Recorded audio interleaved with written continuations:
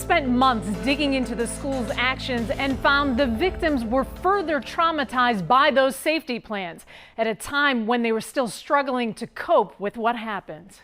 I still have constant anxiety waking up. I still have flashbacks all the time. Her sense of safety shattered, the emotional scars deep, as she continues to battle the trauma of sexual assault at the hands of her North Andover High classmate, Eli Tuttle. I still look over my shoulder.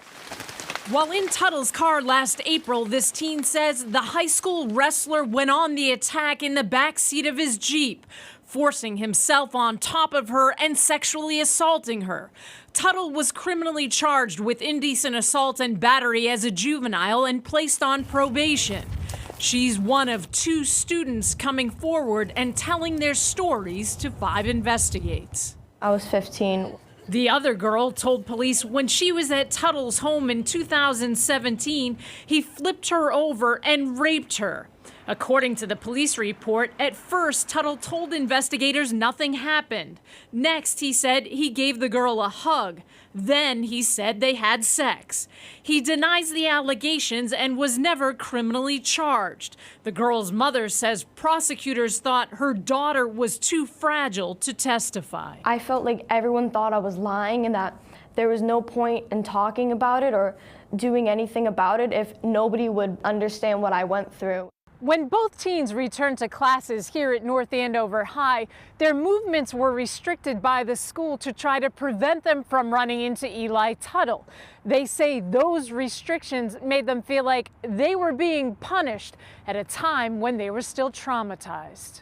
They made us feel like we did something wrong. I was verbally threatened to be disciplined if I did not abide by the safety plan, and he was allowed to continue on his sports teams and continue his education.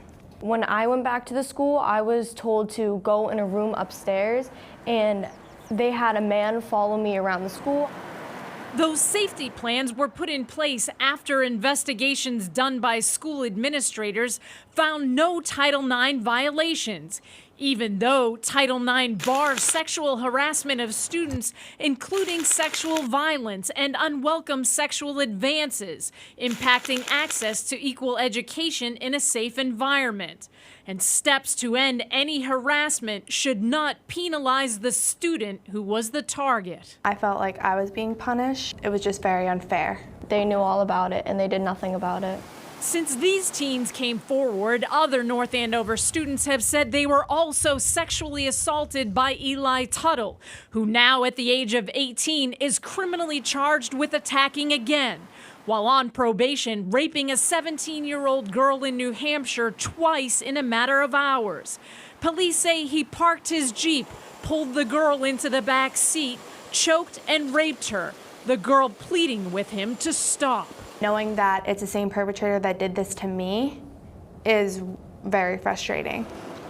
The school environment forced one victim to enroll in night school, the other left North Andover High, while Eli Tuttle remained in school and was allowed to participate in athletics until his New Hampshire arrest. It's despicable. Michelle Crow is the mother of one of the girls. You know, now they have some explaining to do.